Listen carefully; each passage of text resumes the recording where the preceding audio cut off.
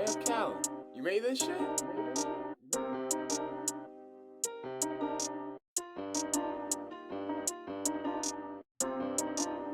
3, 2, 1, action. Yes, sir. What's good, y'all? Welcome back to the Millionaire Mansion podcast. My name is James Hodgkin. I'm the owner of the Millionaire Mac Club, and we believe millionaire is defined by the mindset, not monetary status. And today, I brought on a pioneer. This man is pioneering the fitness industry. He is helping entrepreneurs think like CEOs and train like athletes. Now, I want y'all to let that sink in and just wait until we get into the episode and y'all are going to hear his genius. I got my man, Elijah Goins. Elijah, how you doing, bro? Pretty good, bro. That was one badass introduction, man. Oh, man, you deserve it. You deserve it. So appreciate that. Let them know who you are. Let them know what you got going on, where you're from, all that. Yeah, so I'm located in LA. And what I do is I help entrepreneurs think like a CEO and train like an athlete. We work 12 weeks and number one goal is to make you the most badass version of yourself, right? And we're going to go a lot more in depth into that, but all right, bro. So, fitness is a big part of everybody's lifestyle. So how long have you been taking your fitness journey serious? Well, I started out a while back. I actually started out in high school, and what I would do was fitness was always my outlet, right? Like how I got into the fitness industry is, after basketball, I injured my knee. Basketball was typically my outlet, right?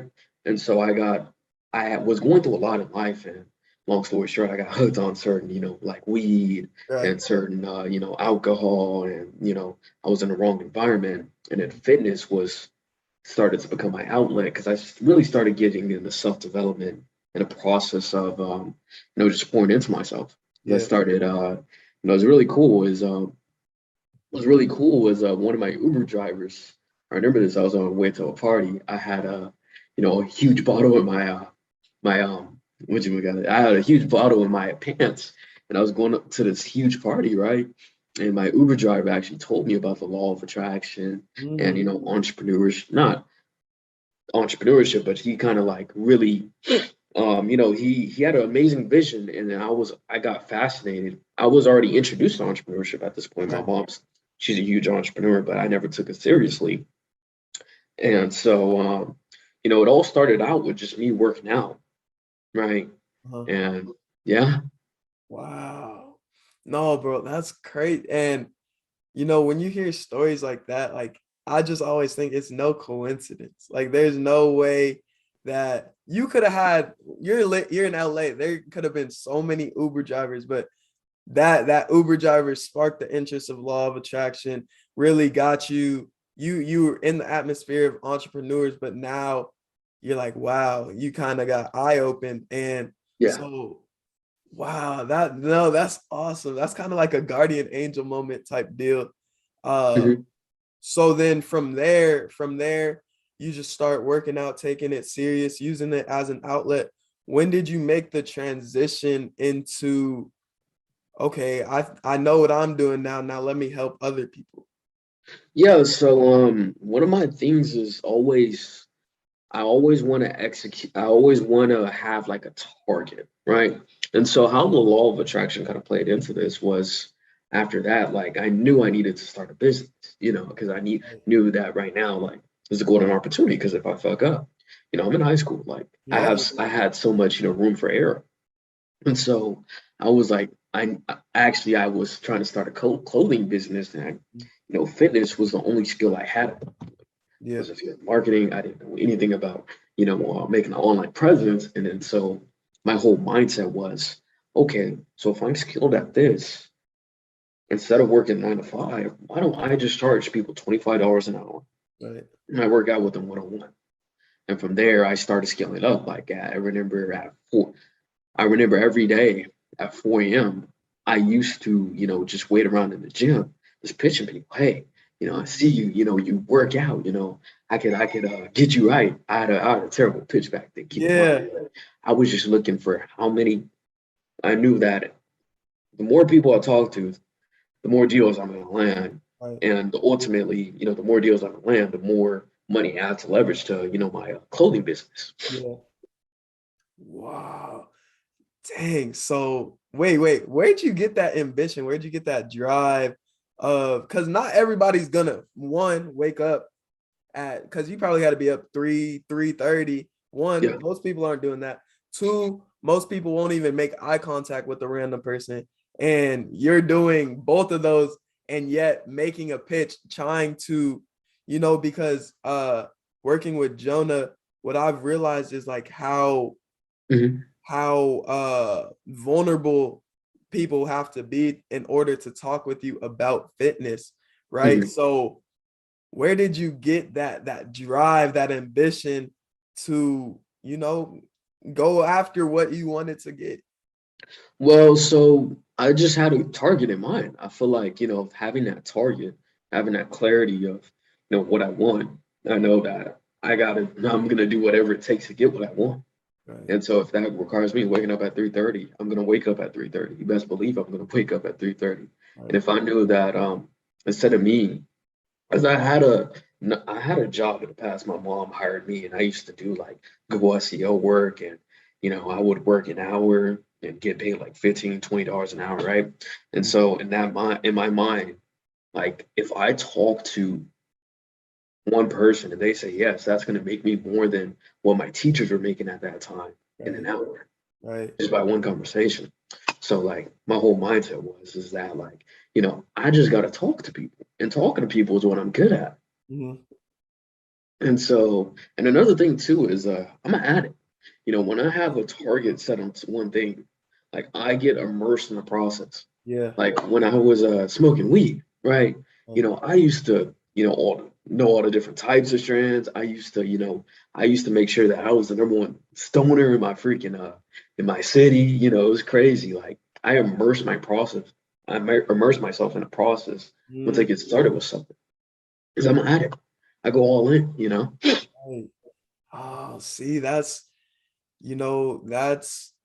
a great transition story of how you use something that could be a curse, but you use it as a blessing, right? Mhm. Because, a lot of people will have the same addictive behaviors, but be latched onto the wrong things. But you're addicted to success and addicted to providing value because, you know, your body is the only thing that you came into the world with and the only thing you're leaving with, and you're helping people upgrade that daily. And we were talking about it off camera. Your business model is genius, bro. Like literally helping companies help their employees or helping the CEOs feel better, look better, and overall perform better. So can you dive in and talk a little bit more about how important it is to look and feel good?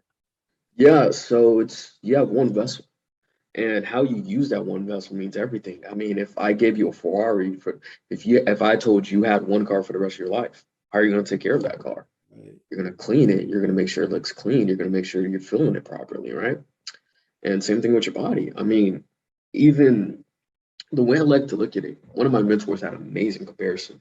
He said that a lot of entrepreneurs, we want to like, you look at, these race car drivers, right? They're driving, F-150s, 400, 300 miles an hour, Yeah. right?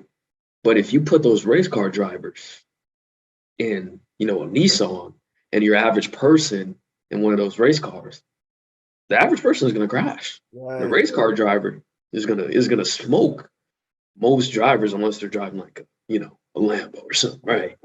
Yeah. But that's the same way I look at the body because you have one vehicle.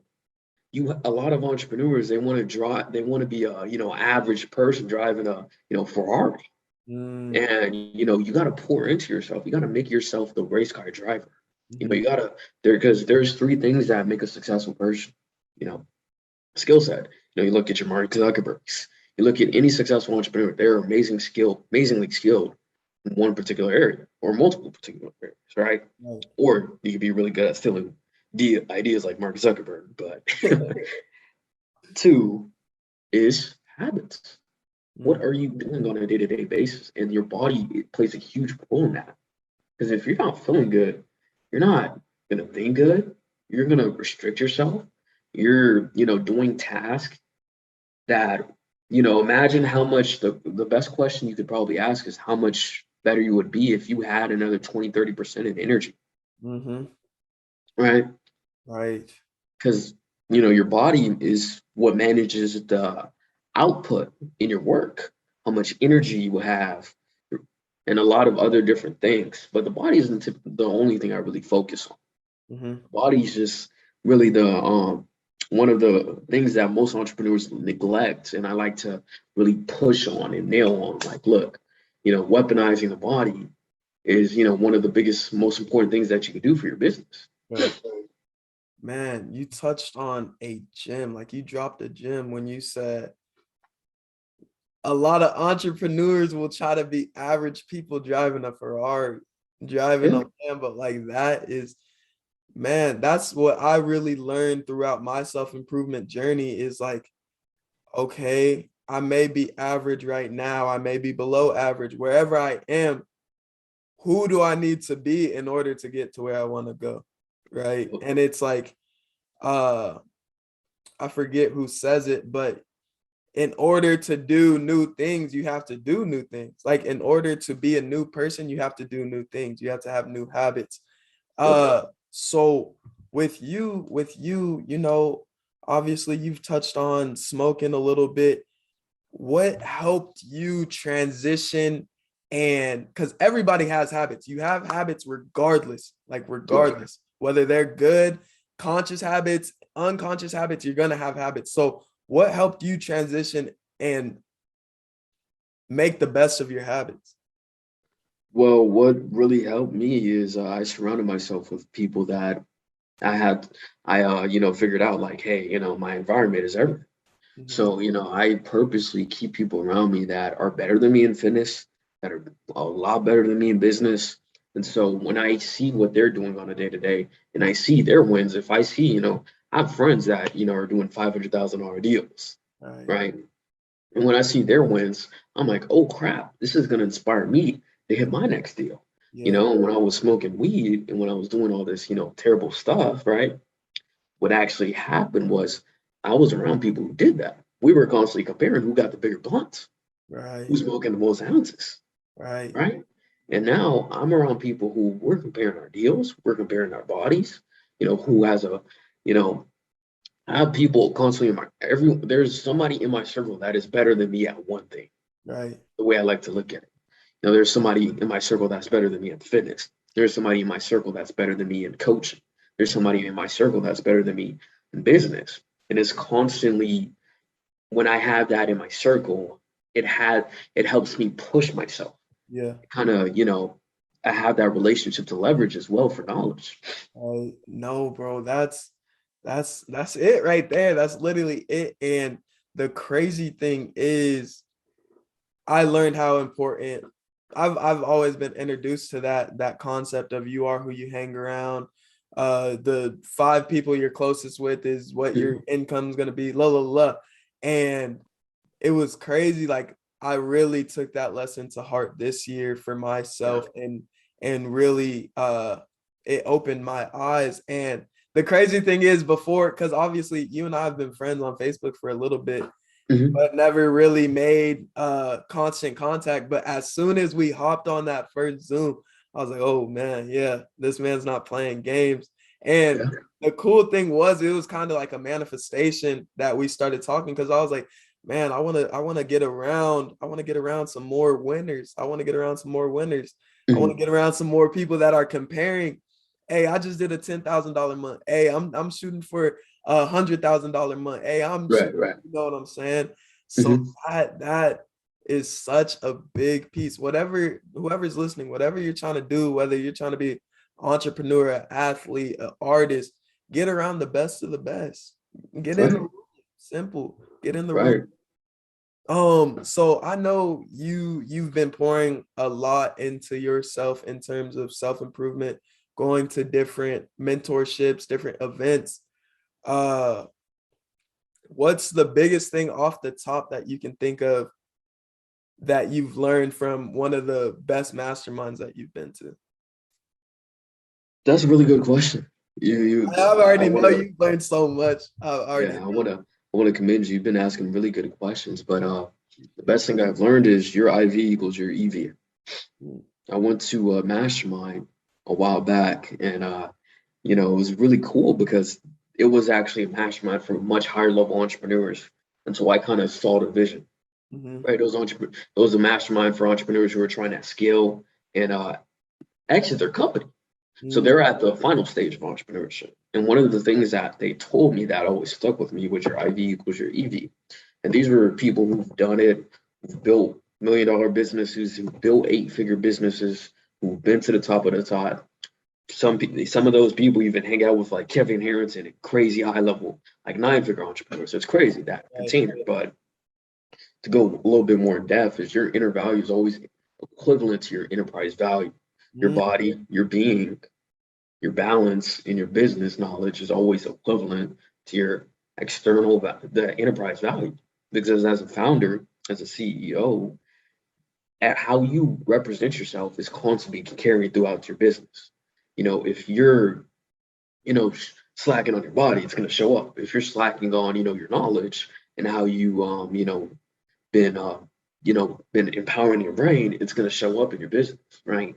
And not only that, it's that carries on down to your employees, your leadership team, and the people and even your customers in your daily interactions. Right. So just knowing that helped me out a lot because I was able to kind of go even more in depth into helping people because everything I learned I get my clients, and from there, like, that was kind of like my biggest takeaway, like, okay, so the way I can shortcut cut to wealth is if I, instead of thinking about how can I get $100 billion worth of knowledge, how can I build $100 billion man? Mm, mm, mm.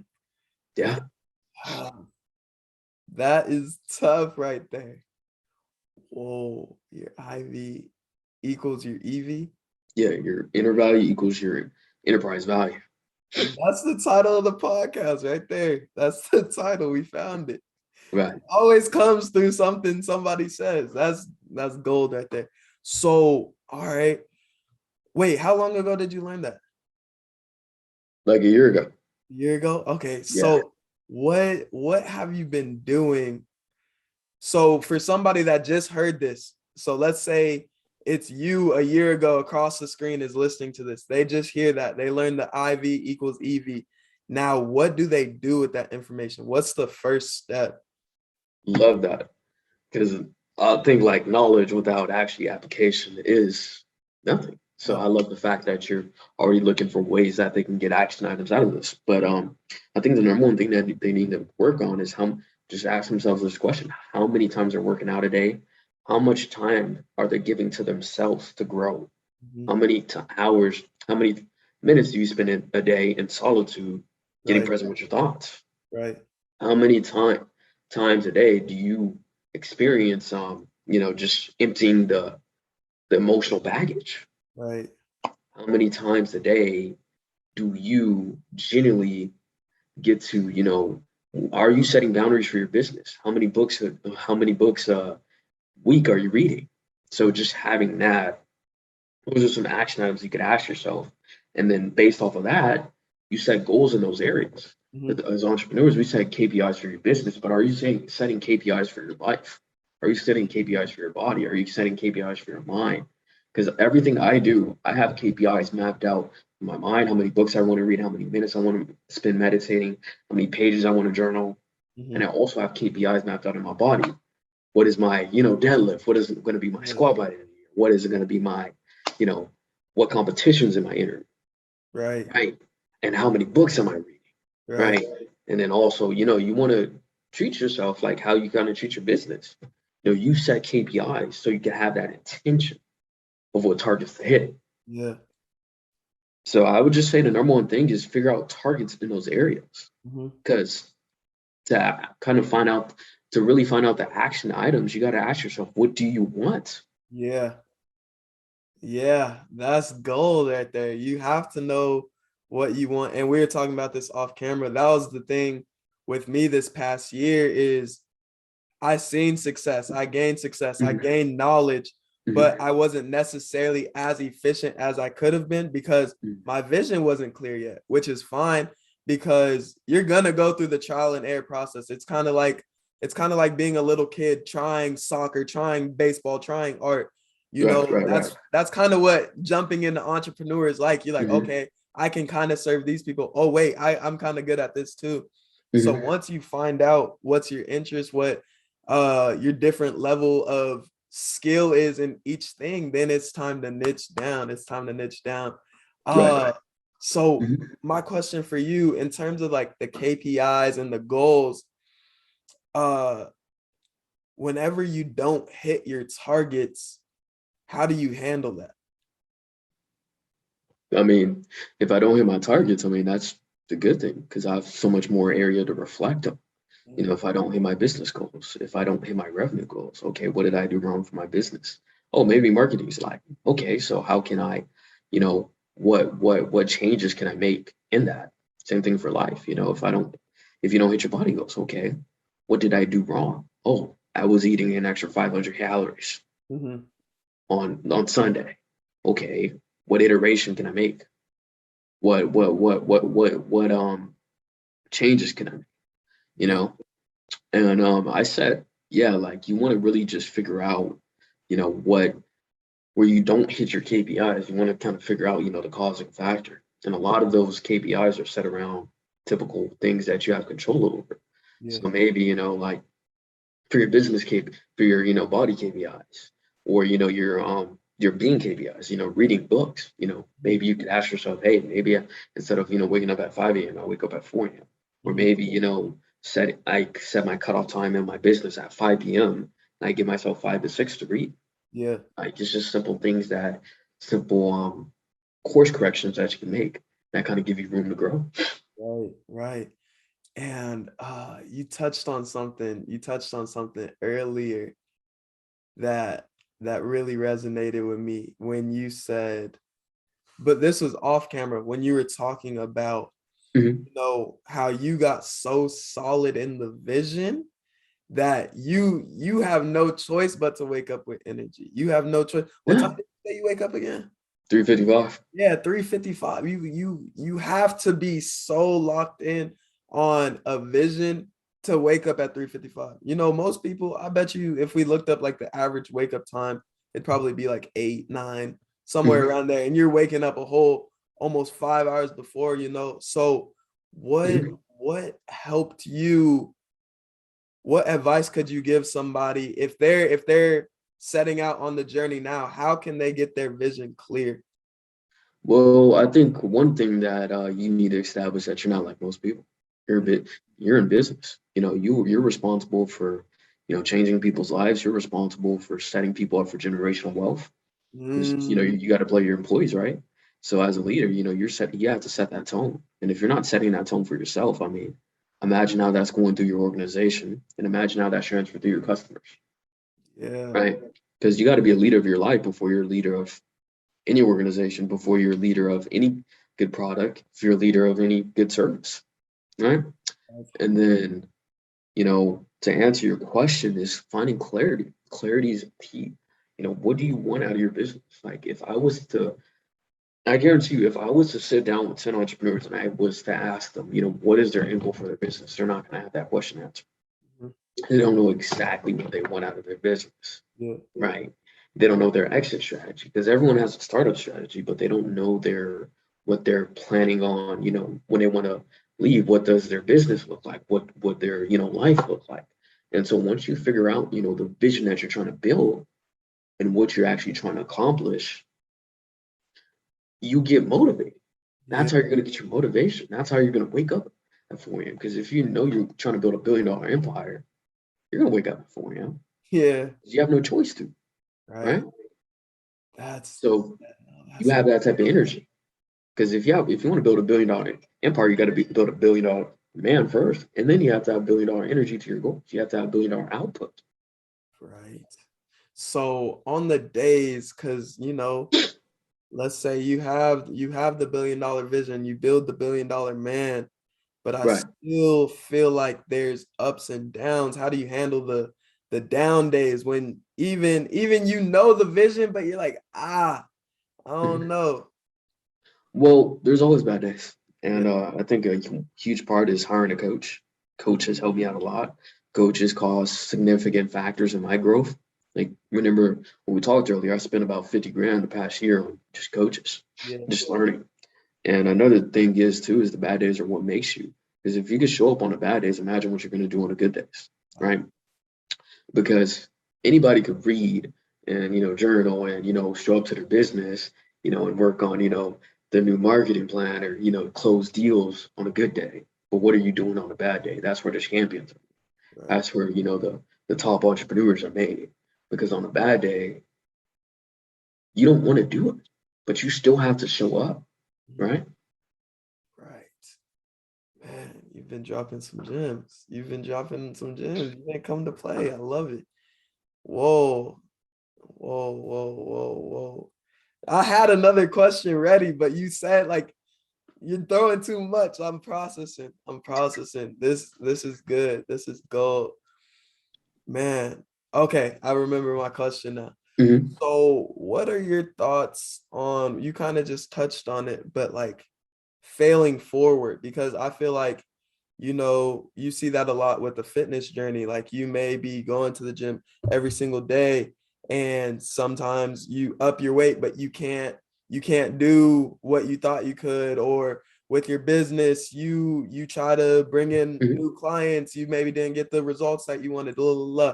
So what do you think about failing forward? Failing is there's no such thing as failing. The only time you fail is when you quit. The only time your business actually fails is when you actually, quit your business. Yeah. Because, the reality of the situation is a huge factor in the journey is just staying consistent with it. Right. But failing is if something's not working, like if I have a new business strategy that isn't working, I'm not gonna, overwork myself. I'm gonna figure out what exactly is going wrong and what iteration I have to make, what change do I have to make, what course correction do I have to make. Right. Same thing for fitness and same thing for you know, for any area, man. And I actually get happy when I get failures because Yeah. I know that typically when I fail, that is when I'm gonna get my biggest month. Yeah. That is when I'm gonna make the most revenue, and that is when I'm gonna hit that new PR.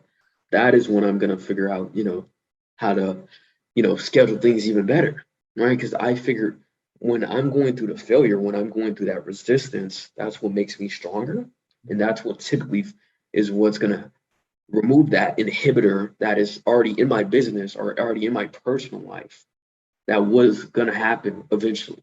So I think failures are the greatest thing you have because the more you because when you fail, all you're doing is removing the boulder out of your journey. Yeah. And that boulder was already there in the first place, Right. right? But you just haven't, you just, as the further you go on in your journey, the more boulders you're going to get and the more you're going to have to remove. And as soon as you remove that boulder or, that failure, as soon as you hit that, storm, that's when you're always going to see the light. Yeah. Because, like, you know, let's say this, you're at, 20, 30 grand a month, right? Mhm. Let's say you're at 20, 30 grand a month and you start to hear some resistance and that you figure out, next month you're at 10 grand, right? And you Yeah. figure out, that you see your messaging strategy isn't working. And Right. you realize that the messaging strategy is the reason why you weren't able to scale higher than 20, 30 grand. So from there, that's where the real growth comes from. So Right. when I see a challenge in my business, or I see a challenge in my personal life, I'm really excited to, as crazy as it seems, and people think I'm lying about this, I'm really excited for that Yeah. because that's what's going to get me to the next level. Yeah.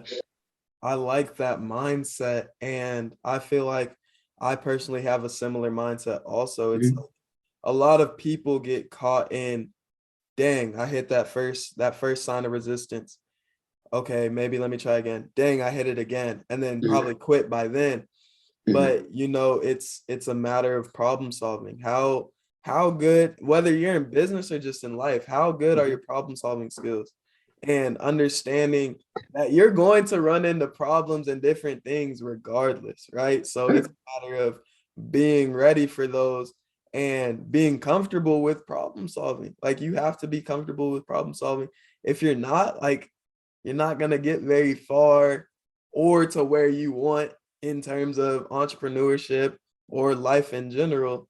And, you talked about it earlier, like the solitude thing, like sitting in solitude. How much time are you spending in solitude? How much time are you dumping out your emotions? All of that stuff I found out is so crucial to success and to life in general, because you may think you're feeling one way, and then you look back, or things turn around and you look back, you're like, whoa, like that's not even what I was feeling. That's why I was feeling some resistance, Mhm. because it goes back to the intrinsic thing. It goes Yeah, back to what's right in here. Because right. that's a thing right there that I've seen with business and life is humans tend to look exterior first. Oh, there's a problem, but let me look Yeah. everywhere but me first. No, But you hit the nail on the bullseye on that. yeah, like Right, you're the if you right, solve the problem within you first, then it's gonna be easier to solve the other problems outside. right. And to piggyback to your problem solving point, you know, you generally need to have that skill if you want to be successful in whatever you do. Because Yeah, you look at any great leader, they were a problem solver. yeah, Jesus was a problem solver. yeah, Go freaking David was a problem solver. yeah, David and Goliath, he solved the problem in his village. He figured out, how to kill Goliath, right? You look at Mark Zuckerberg, he was a problem solver. Elon Musk is a problem solver. problem The solver. bigger problems you solve, the more you're going to be rewarded for that. Yeah, The better quality of life you're going to have. exactly. That's exactly it, bro. Man, we talked about it a little bit off camera. So what is the biggest thing you learned in 2021? The value of just investing in myself, bro. Like really. Like, and also like I learned two big lessons. I'm gonna go into one. And the first one is probably pouring into myself. The more I, invest in myself, the more my business is gonna grow, the greater person I become, the greater friend I become, the greater family member I become. And number two is the value of just relationships. Like one of the things that we covered earlier is the power of proximity, right? And I figured out, the value of just being positioned in certain communities and certain groups where I'm typically not, where I'm the bottom feeder, right? Yeah, Because when you're in those communities, what actually happens is eventually, you start to see, you know, Ryan doing 20 grand a month, Mark doing 20, 30 grand a month. And you start to realize, why aren't you doing 20, 30 grand a yeah, month? And then you start to realize maybe you didn't have the same belief as Mark had in his business, or maybe you didn't have the same system. And so mhm, it's so much easier to solve problems when you're in those certain communities for every area. Because the masterminds I'm in, they're not focused on just business. They're focused on fitness. They're focused on, mindset. They're focused on beliefs. They're focused on all these different areas. mhm, And so that elevates me to be a better man. mm, And so, learning the value of just that type of capital, relationship capital, I guess you could say like that. right. And yeah. And then I think the last one too is just the importance of having a vision. Mm-hmm. Because once you realize it, and what a lot of people mess up is they have, short-term goals, but they don't have a long-term vision Yeah, of how they see themselves, how yeah, they see their business. And so they have no way to collapse time. right. My mindset is all the time, no matter what I'm doing, is how can I collapse time? How can I learn from somebody who's been there? Or how can I, start making it? How can I start living day to day? How can I, what improvements can I make in my day to Right. get to that goal faster? Mm-hmm. No, And so that's that's what's really like helped me out a lot in 2021. Those have been my three biggest lessons. yeah. That those are gold. And you know how I felt about the last one in terms of understanding the vision. And I talked about it earlier. Mhm. Knowing where you're going, like that's the biggest part. That's the starting point. And you brought the exit strategy to my attention, because I wasn't even thinking about that. And the proximity thing is so important. Just from our little 10-minute convo prior to turning on the camera, you already had me thinking bigger, right? Yeah. Because you're doing numbers that I want to do.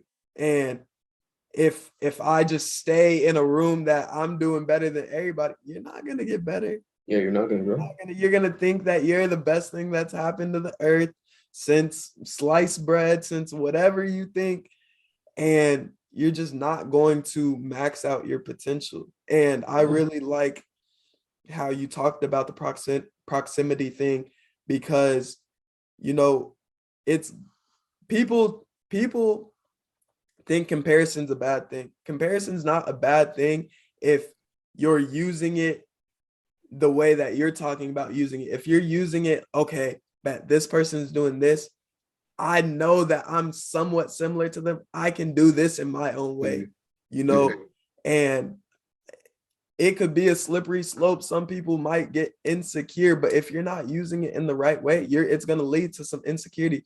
So for everybody that's listening, make sure when you're comparing yourself, compare it to the right people, compare it to people that are doing what you want to do on a bigger scale, because that's how you're going to get to where you want to go, building that mental repetition.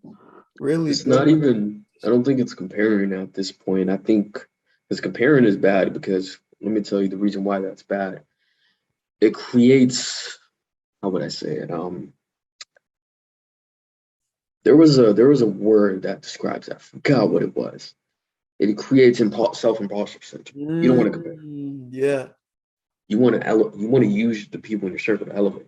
Right. I generally know that I don't compare myself to people, but I generally know that if I hang out with five people who are doing better than me, I know that that's going to pull me up. Like, I think I learned this from at my Led podcast.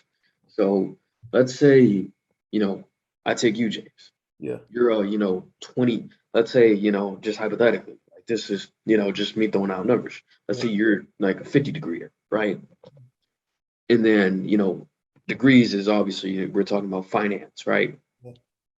Let's say you're a 50 degree, and then you hang out with other, people. You hang out with, Patrick, hang out with Sam, you hang out with, Nick, and they're all 100 degrees. Just by the power of being in that proximity, you're going to get up to 100 degrees. You're going to get hotter. Yeah. Right. Like, it's like being around like a bunch of hot rocks. If you put one rock with a bunch of hot rocks, the rock's going to naturally get hotter. Yeah. I actually talked about that topic in another one of my pod episodes. It's kind of like creating your own luck. If you're around success, if you're around other people that are doing big things, it's gonna rub off on you. You're going to catch that next piece of revenue, that next piece of success, just from watching it, just from being around it. You're going to be rewarded. Right? It's guilty by association, but in the best way. Right. And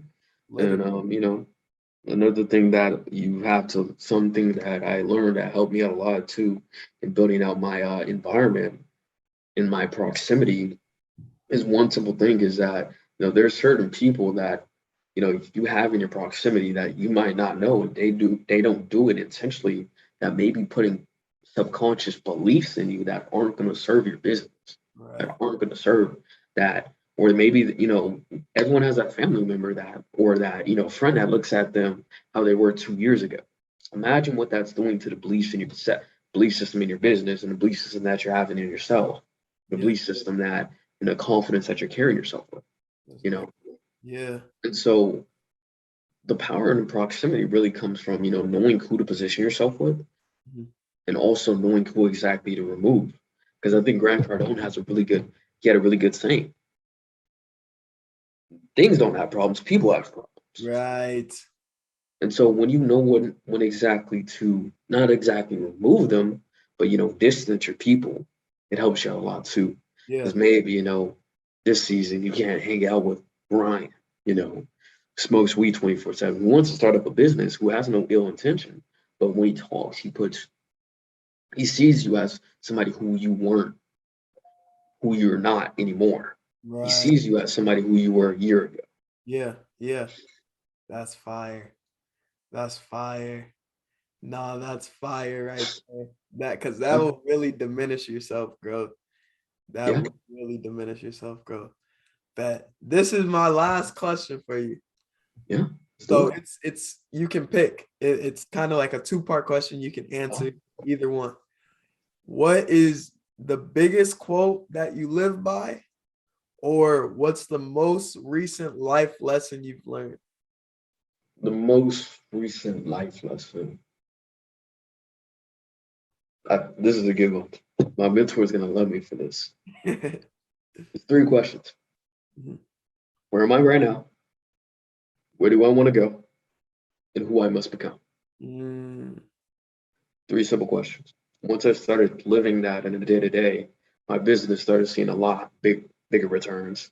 My life started seeing a lot bigger returns. My body started seeing a lot bigger returns. My mindset started seeing a lot bigger returns. Yeah. Because just to give you the context behind that, is everyone has a vision of, who they want to become, right?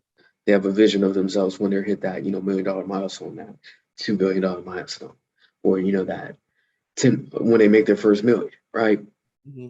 Everyone has that vision. And everyone has that vision of themselves when, where they're, in shape, or, when they're, reading one book a week, right? Everyone has that vision, but you got to start figuring out, how can you live that actively? How does that person dress? How does that person think? How does that person represent himself? How does that person, what hobbies does he have, right? What beliefs does he have?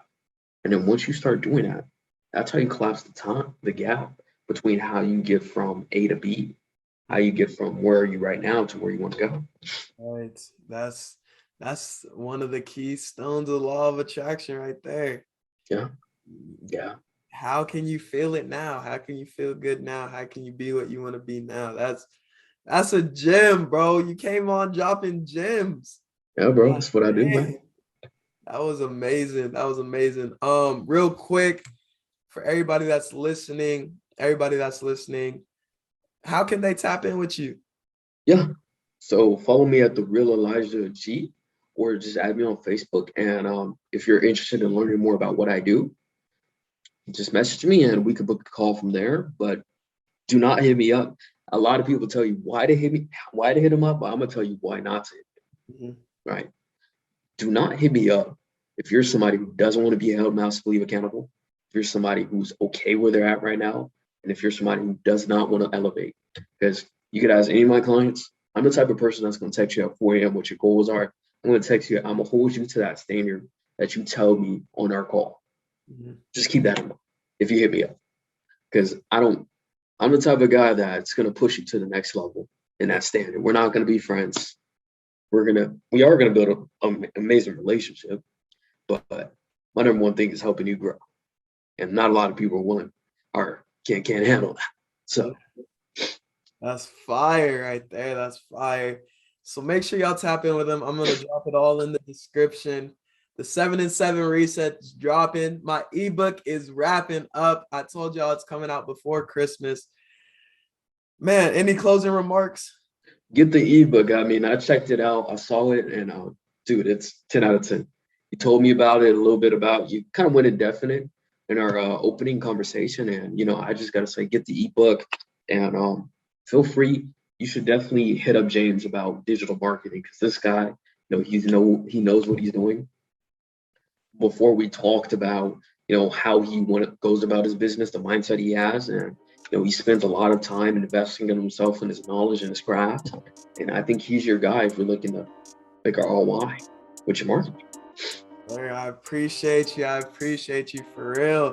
And off of that, you already heard what he had to say. If you're trying to get your mind right, get your grind right, get your body right, tap in with him. Get your business right too. Get your business right. All of it. Like literally turn your life around. Tap in with E.